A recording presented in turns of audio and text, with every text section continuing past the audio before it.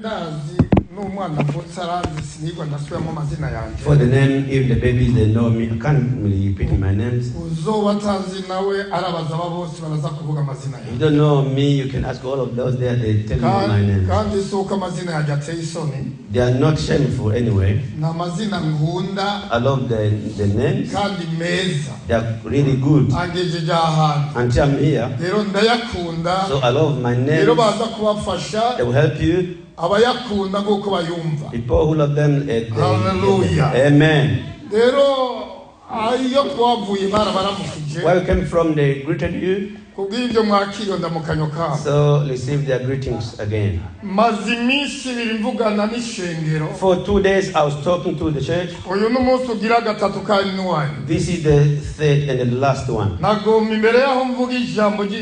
Before I preach the gospel of God, I know it's the last day. I need to thank the leadership of this church. Truly, and the church, leaders of this church, thank you from the bottom of my heart and in my body. Thank you for inviting us. May God bless you. Possibly, I could. We're happy to get your invitation. Those things were changed. However, I thank God. The Lord enabled you, and He gave me power to still together today. Therefore, when I send my farewells, I'll be back home on Tuesday with my friend here. We came together. We spend all day tomorrow. Then Tuesday we'll be back. Wish you the blessing. Amen. Amen. We are about to read the word of God. The book of Genesis 21. Murongo wa 17 kugeza 18. Up to 18. Itanguriro Genesis igice cya 21 murongo wa 17 na 18. 17 and 18. Possibly you are there, you can look for it. Because last day I'm not going to take that long. There will be the Holy Communion. If you see I work like this guy here, I've done people were not with me for the 2 days, I'm sorry. I heard there are many things. I'm about to read in the name of Jesus Christ. Imana yumvise ry'uwo muhungu maze umumarayika w'Imana ari mu ijuru ahamagara Hagari aramubaza tubaye iki Gahagari ntacutinya kuko Imana yumvise ijwi ry'uwo muhungu aharyamye cyambere va hasi Chakabiri uvyuru uwo muhungu Chagatatu muramire amaboko kuko nzomuhindura ihanga rikomeye. Amen. Amen. Naya majambo y'Imana dusomye. These are the word of God. Imana ntabwo ari umuntu. God is not a human being. Kandi ntabwo izigwa n'ikibazo cyari cyo cyose. No problem can block him. Kandi ntagihishijwe na kimwe. Nothing is hidden in front of his eyes. Buri gihe. Every time. Buri munsi. Every day. Buri saha. Every hour. Buri munota. Every minute. Buri musegonda. Every sec. Imana ibifise uburyo. God has the ability. Yihariye. Special one. To find you in every kind of life you are in. I'll repeat again. In those times I say, since because God is not a human being, in 1 hour, or in 1 sec, or 1 sec, Imana irafise uburyo bwihariye. God has a special ability bwo kugusanga to meet you aho uri. where you are. Nimba uri mu ishyamba, If you are in a forest, nimba uri mu rugo rwawe, or you are at home, nimba uri mu ishengero, or when you are in the church, naho ugomba ukabagiye mu bindi bibanza tutavuze amazina, if you are in different locations, umuntu asabwe kuba yojayo. wherever Imana can be, Imana irafise uburyo bwo kuhamusanga. God has the ability to find you there. Hallelujah. Amen. Hallelujah. Amen. Umutwe w'amajambo n'iri jambo ngo The theme is this: Imana yumvise amarira. God has heard the crying, yawe. your crying. Umutwe w'amajambo. God heard your crying. Uye mwaya majambo. This is the theme from the word. I repeat one more time. Imana yo mu ijuru. Heavenly God yumvise amarira yawe. heard your crying. Nta handi iryo jambo narikuye. I find this word any other way except through these words. Imana ndayikunda. I love God. Kandi nzokwama ndayikunda. I will continue to love Him. Imana nzokwama ndayivuga. I will talk about God. Kandi nzorangiza ndayivuga. I'll finish talking about Him. Kubera n'umukunzi mwiza. He is a good friend. Asanga mu buzima bwose ndimo. Any kind of life I am in, bwaba bwiza, whether it is good, bwaba bubi, it is bad, Imana ifise uburyo bwo kubusanga. God has the ability to meet me everywhere. Hano twumvise inkuru z'abantu babiri. It's a story of two persons. Uyitwa Hagari, One named Hagar, n'umwana wiwe. and her son. Yari injoreke Aburahamu na Sara. She was a maid of Sarah and Abraham. They were in a due time. Maze arirukanwa. She was evicted Hamwe n'umwana wiwe. with her son. Yenda bibuka Aburahamu yagize ikibazo. Remember, Abraham was in trouble. Igihe Sara yari ategetse Aburahamu ngo amwirukane. When Sarah commanded Abraham to evict yaragize ikibazo. he didn't get no. Umugabo ararira. The man cried. Aribuka ibyo umugore yari yamubwiye. Remember what the wife told her before. Yamubwiye ati byari byo byose. She told him, ngo anyway, muyavyarire I umwana. need my maiden to get a child for me. None yaramuvyariye umwana. They got child for Sarah. Umwana yaravutse. The son was born. None isa irageze. The time now, maze Sara wawundi Sarah, the same person. umwe yavuga ngo ngomba mvyarire umwana. Because I need the son from this umwe maiden. yagomba umwana. The one who wanted the ubuzima son. burahindutse. The life is changing. ntagomba wa muvyeyi ntamugomba. She no longer wants the other maiden. na wa mwana ntamugomba. They don't want the son anymore. ubuzima bwacu burahindutse. Friend, our life is changing. ubwo uri muno munsi sibwo buri mwese. The alpha in today will not be the same tomorrow. mwiyumvira uyu munsi. The thought of God today, aha ngaha. when I'm here, sivyo muzokwiyumvira ngiyi. it's not what I'm going to think when I'm not here. You get more. uyu muvyeyi yiyumviriye neza. His parent had a good umva thought. kumva yoronka umuntu amuvyarira umwana. Get someone to bring her a son.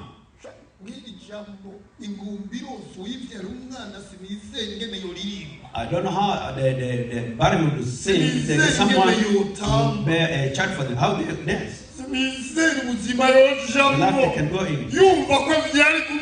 Someone will bring them a child to and they be a parent like all others. They can sing. Sarah received everything. A time came. She said, I need you to evict all of them. The husband was confused. People who were needed, they prayed for to be evicted. Christians, my friend, life can change. Life changes. Thoughts can be changed.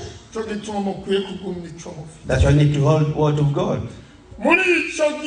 In that time, Abraham was confused because he was a prayer warrior. He was talking to God. Prayer warriors, they are lucky. Intercessors who talk to God, they are lucky. are lucky. People who do anything asking God first, they are lucky. People who travel and they are asking for God, they are lucky. God, you accept me to do this. God talk to Abraham. God told you, I accept. However, listen. It's your first son. I will change him to be a great nation. God made something because he was born from Abraham. So a son of a covenant is going, he doesn't know where to go. The word of God tells me Abraham looked for some food for the maiden and the son. He didn't give them a camel to use. He put some water in a jar and they put on the shoulder of the maiden. This is the food for your journey, and then go. And this water, I'm going to use it. Travel through water we have in there. Somebody has no food. The food will help them. They are going, they don't know where to go. Then they went. They were not told where to go. When they do this of Beersheba, then the trouble is there now. The food is gone. There's no water. The parent, there is no creek to get some water. There was a problem. She was thirsty. The son was thirsty. They were all hungry. The life of child is stopping. Really stopping. The parent didn't know what to do. Because she was in the wilderness. In the wilderness there are problems. Very terrible. Amen. Amen. The parent said, she thought, I'm not going to see the death of my son. She went. There is a kind of forest there. They put the son there before he died. Because of hunger. He was thirsty. I said, anyway, the Lord can find you. In any time like the Lord can meet you there. Don't fear. God sees everything. God sees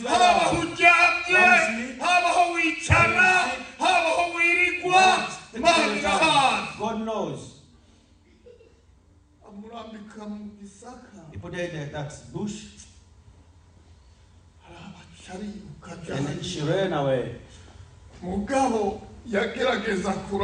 She was trying to check. She doesn't want to see the death of the son. She put the son in the bush where she can see. And they see the end, though she was not ready. He should be clever, should hold the boy to die in her hands. Put the son in the bush. In that time, I love God. I never forget God. When the son saw that, the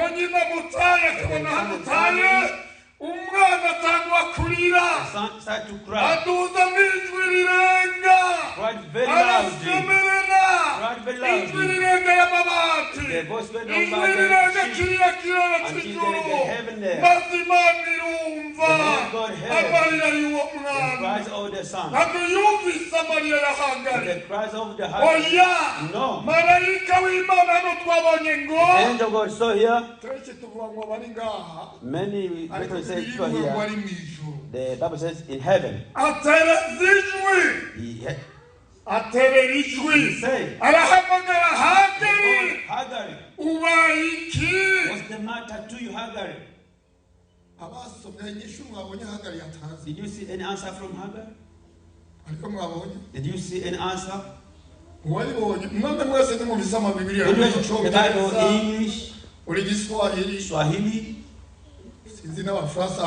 possibly some French Bibles here. Did you see any answer from Hagar?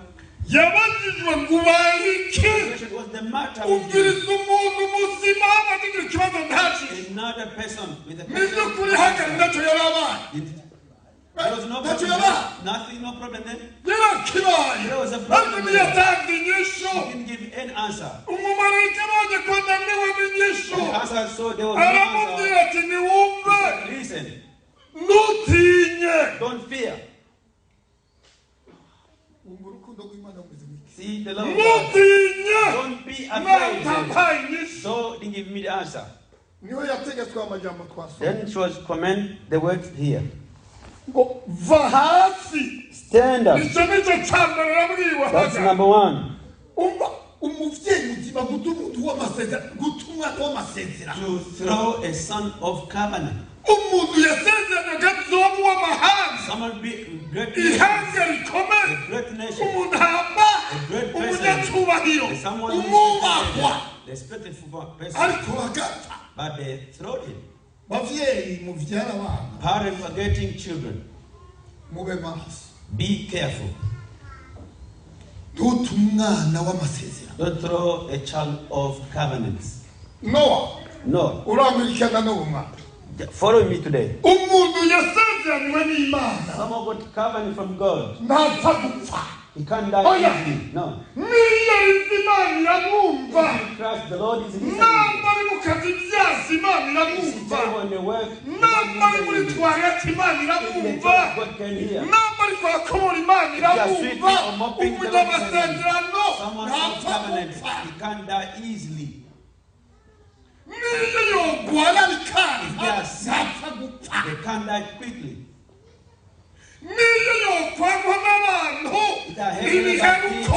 It doesn't end like that. Hallelujah. Amen.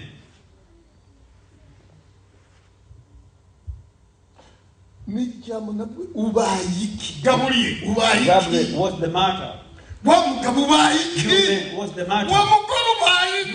What's the matter? What's the matters? The word, don't be afraid. No, don't give the answer. What's the matter? What's happening to you? What's making you afraid? Why do you worry? What's the problem?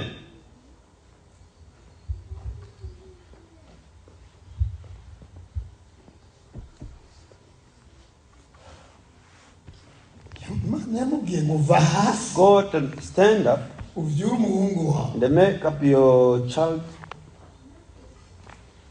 and help him.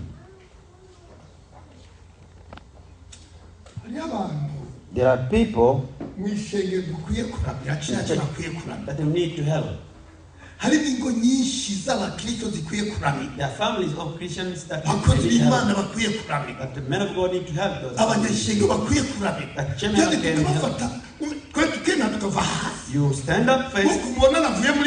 You see, I came from first. You stand up. Go and help people. People are worried. People are crying. They don't know what to do.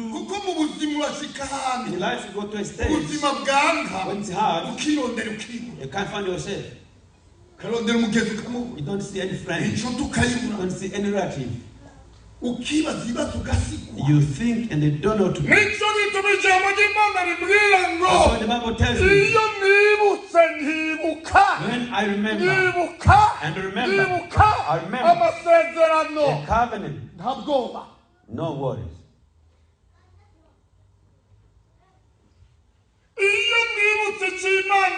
The covenant promise of God unto me. The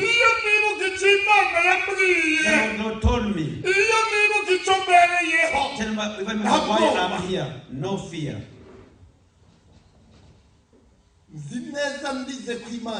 I can know when I cry, God is listening. Number 2. I look at the cross.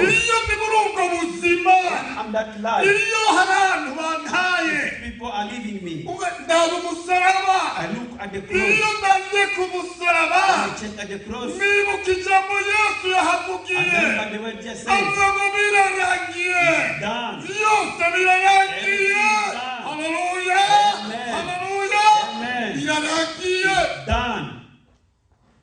Numvise iryo jambo birarangiye. The word done. Amarira n'ubwoba byose bica bihagaze. The crying and the fear, they are stopped. Menya ko ikibazo canje kirangiye. I know that the problem is over. Imana ndayikunda. I love God. Umumarayika ntiyazanye ngo urumva Imana yumvise amarira yawe. The angel didn't answer that God heard your crying. The crying of your son. The crying of your son. The Lord heard. Did you get their sons or daughters? The crying of your sons, men, and your daughters, God heard those. Listen.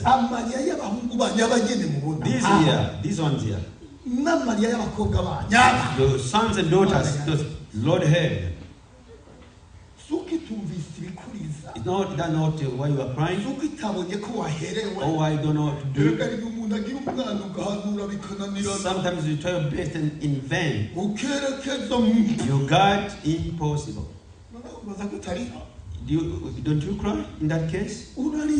You cry. There is a name of your promises will tell the children you have never already. There's reason for them to be born. He doesn't want Lord to this to be lost. Stand up. Hold him on the head. Help him. He is yours. Don't see it's hard for them. When you don't have something to give them, be closer to them. See, they are like fools, like crazy. They are crazy by the doors. Keep opening the doors. Don't love. They're yours.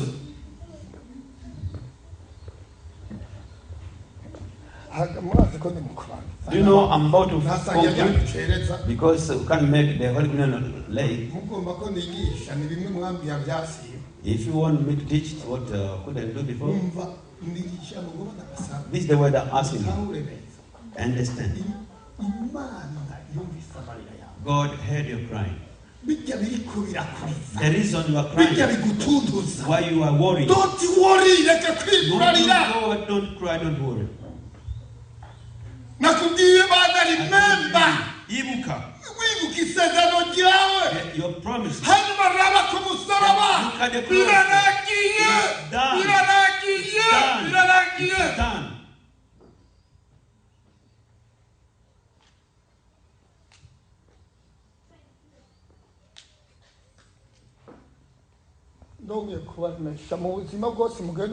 In any kind of you go through, I comfort you.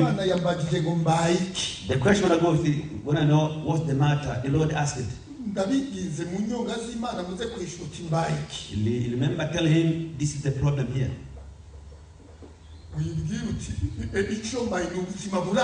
Tell him the life is tough. It's hard for me. It's not good. That's why I say I'm here. I'm crying here. I'm sitting here. This is what's happening to me. The Lord sees the life you are in. What you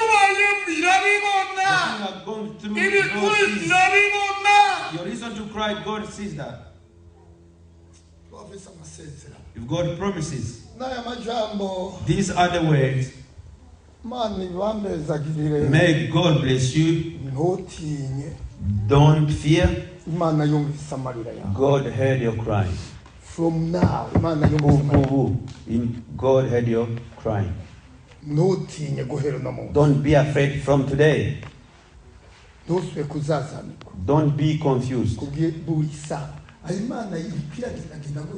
The Lord is moving from this servant of the Lord. The Lord knows where you sit. The reason you came from to here, He knows. He told you here. A person of promise that day, back somewhere there. He can't die over there. What God said upon you, what you want to do to you. Because you have a lot of great help, Pastor. Don't worry.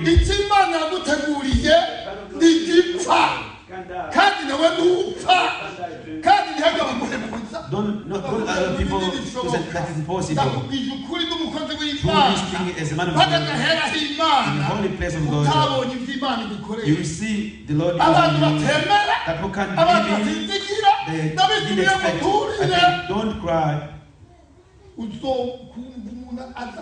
If someone can lift you up and lift you up like this, then they make you stand. Telling you anything going to. Don't cry. Don't worry. God heard your crying. The things you are thinking about, though didn't cry, it's like crying. God sees how the heart is sorrowful.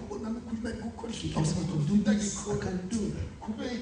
Because of this, and then that, because of this person, because this. The child couldn't die. If I'm staying alone,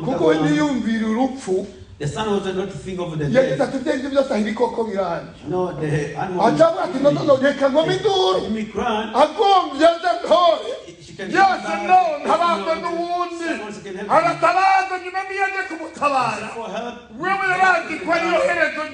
she knows that the son knows to the end. No yet. And God had the son.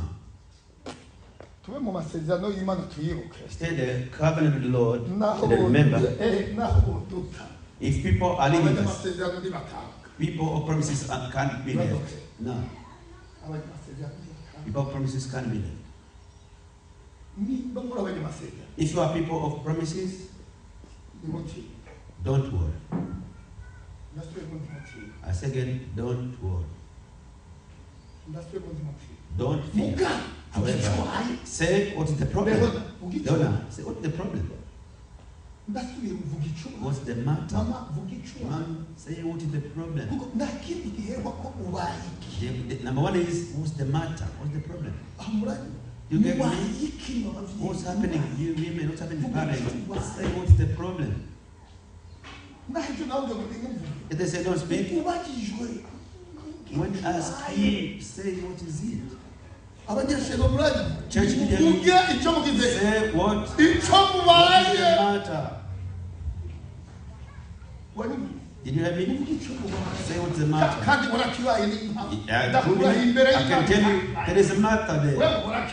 There is a matter there. You too. Be comforted. Be comforted. Show before God, show him what the matter in heart. You're gonna get here. Something happened to you, man. Something happened to him. You can know. Something happened to him. Yeah. Something happened. Something happened.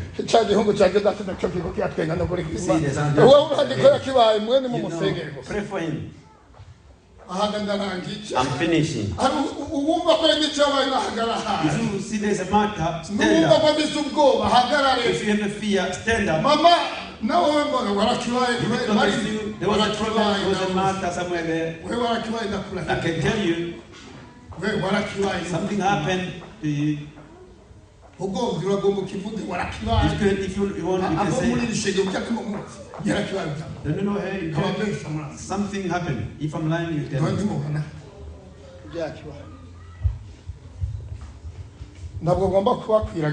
I'm not going to go through everyone here. Because they told me they have to pray for a conference. We will serve the Lord in the way God on earth to serve you. We serve God in the way He wants us to serve. I can't be about I'm telling you, it's a revival. The Lord revive people. He has the way to revive people. Anyone in prayer, stand up where you are. What matters? Anyone with problem? Don't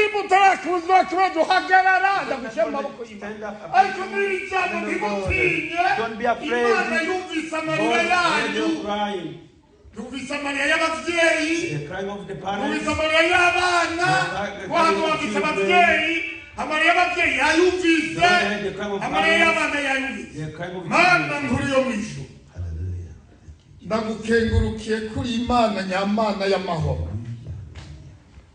Uri Imana ikorera ikomeye, uri Imana idahinduka, ntiwemeye ko Ishimayeli apfa, Mana ntiwemere ko abanyeshengero bapfa, ntiwemere ko abagabo bapfa, ntiwemere ko abagore bapfa, ntiwemere ko abana b'inkumi bapfa, Mana ntiwemere.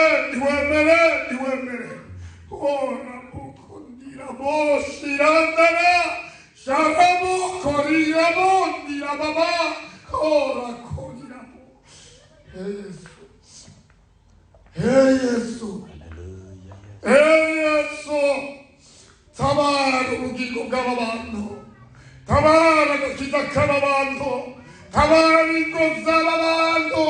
Tabara, Bababando. Tabara. Amarira y'abagabo gushikire Mana, amarira y'abagore gushikire Mana, amarira y'ababyeyi gushikire Mana, amarira y'abana agushikire. Bakoze ko wumva mu izina rya Yesu. Amen. Hari abagwayi? Anyone sick? Obasenge. You can pray for them.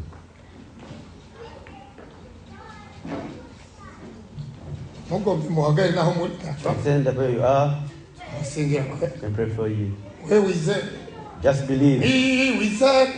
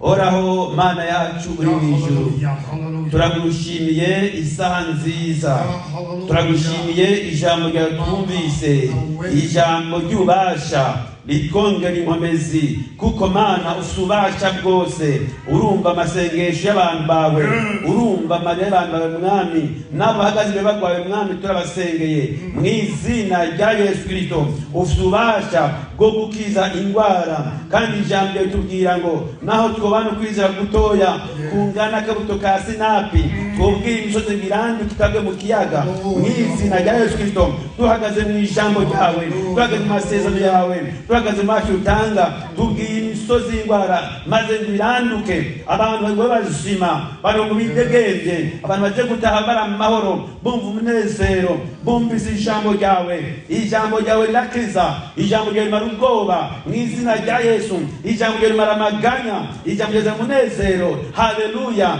Mwemu yera azana amahoro, mwemu yera azana umunezero, mwemu yera azana urukundo mu izina rya Yesu Kristo. Twasi indwara zose niva ku mwanzi byose, twasi intege zose, twagomba ubwiza bw'Imana, twagomba ku bantu b'Umwami bakumva amahoro, bakanezererwa wewe. Haleluya. Barinda amaganya, barinde kwihebura, baha umunezero, baha amagara meza. Haleluya. Gira icyo ukoze mu gihugu aho Mana, babona ubwiza bwawe, babona amahoro yawe, babona ubugombe bwawe mu Mwami Yesu Kristo. Ukweta ari ibyawe, wiheshe icyubahiro mu mibiri yabo, mu bugingo bwabo no mu mutima yabo. Urakoze kuvyumvise kandi ko bikoze mu izina rya Kristo uwera. Amen. Amen.